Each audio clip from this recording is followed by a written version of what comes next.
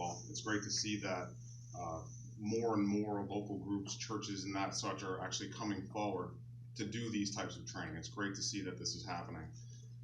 My name is Travis Richards. I'm a sergeant with the Greene County Sheriff's Office. I've been with the county for 15 years. I started in the jail in 2004 as a corrections officer. I since moved to the road in 2005, and I've been a deputy ever since. I was promoted to sergeant in 2012. So I've been a sergeant. I've been supervisory staff for about 8 years now. And it really has definitely been a great career and very eye-opening. 9 of those years I spent on our multi-jurisdictional SWAT team. The last 2 years I was the commander of the team, so I was in charge of everything.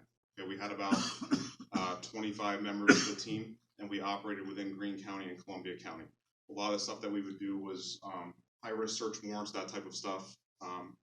Different types of barricaded subjects, armed people, so more the dangerous situations, that type of stuff. So this is something that I've definitely grown as a part of within my career to educate myself on this and to help try to educate other people. I go around and do these types of trainings. I also do a lot of medical type training for any groups that are interested in that also.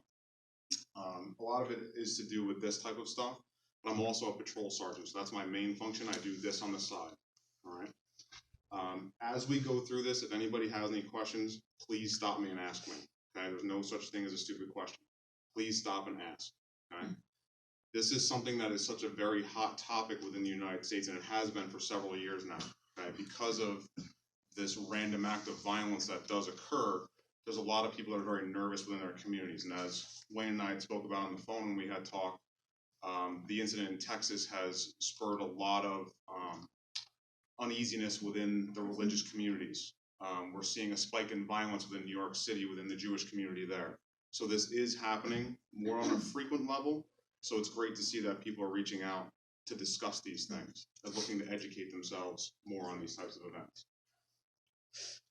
I like to start these out by discussing statistics and facts, right? Before we really get into the training portion of it. Facts are important, right? Statistics are important. You see on the news and you watch the news every day, and they tell you every day that these events happen daily. There's people being shot in schools all over the place every day. There's constant gun violence within the United States. You see this happen all the time. There's always discussions about it, okay? It's the news media. I am not a fan of the news media. I never have been. I see what they do on a local level. You watch it on a national level. You jump from one channel to the other to see which propaganda machine is giving you information on that day. Okay? It depends on what they want and the angle that they're pushing is the information that they're giving you. Okay? So, as I said, the facts are important to me. Right? I'm not saying, let me preface this by saying, I'm not saying that there isn't gun violence in this country, because there is. One act of violence, period, is one too many, as far as I'm concerned. And I'm sure that everyone in this room would agree with that. So, but the fact of the matter is, these types of events are still rare. As much as they glorify them, as much as they talk about them, these events are still very rare, okay? Now, when I start talking about facts, the FBI are facts that we deal with constantly, okay? All the police agencies within the United States report crime to the FBI, okay? It's called Unified Crime Reporting. We are required to report certain levels of crime, as a matter of fact, all crime, to the FBI. Okay? Anything that's considered crime. So we're not talking about traffic tickets, we're not talking about mental health stuff. Anything that's considered a crime, we are required to report to the federal government, okay, through the state government. So when you start looking at this, these are the numbers that are put forward by the police, okay? When you start talking about different things, now, these numbers in here, I'm gonna talk about the definitions. The definitions are very important when you start talking about these types of incidents, okay? The FBI, now this is 2018. Let me back up for a second. This report is from 2018, okay? Now, you will not see 2019 reports until the end of the summer, Labor Day of 2020.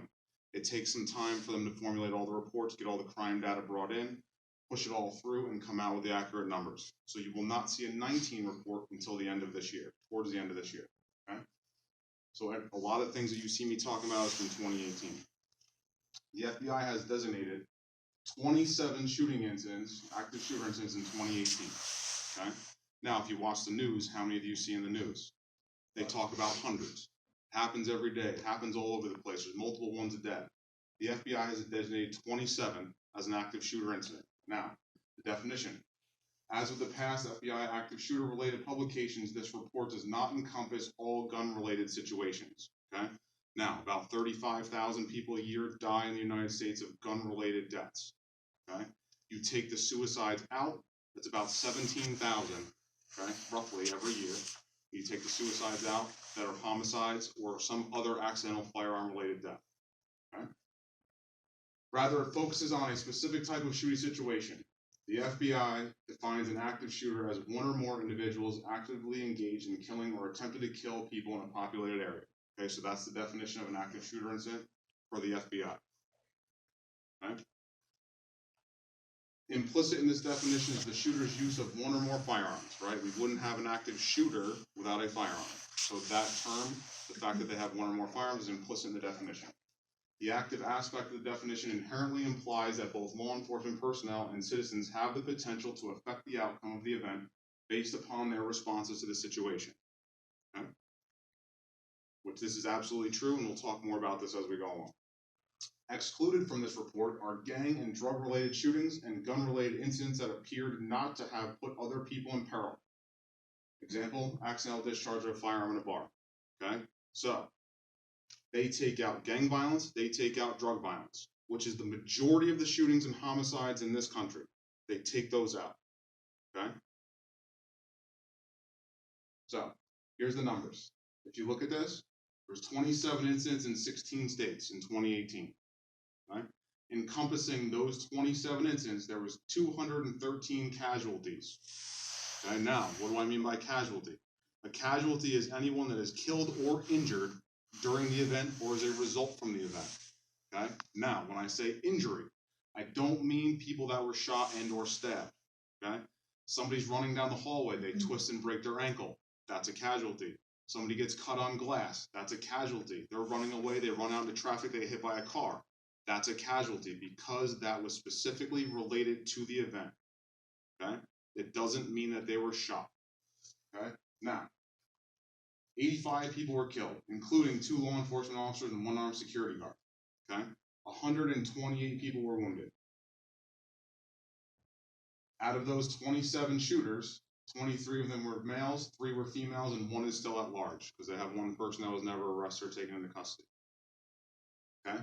Now, you look at that number, right? I'm telling you that they're not that frequent, that these don't happen that often, right? How many Americans are there? There's 324 million Americans. 213 casualties is less than 1/1,000,000% of the United States population was injured during one of these events. Okay?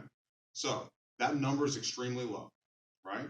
85 people were killed in 2018 during this event. Right? According to the National Weather Service in 2018, 82 people were injured by lightning strike. Right? So do the math. Now I'm comparing apples to oranges with the type of the event. Right?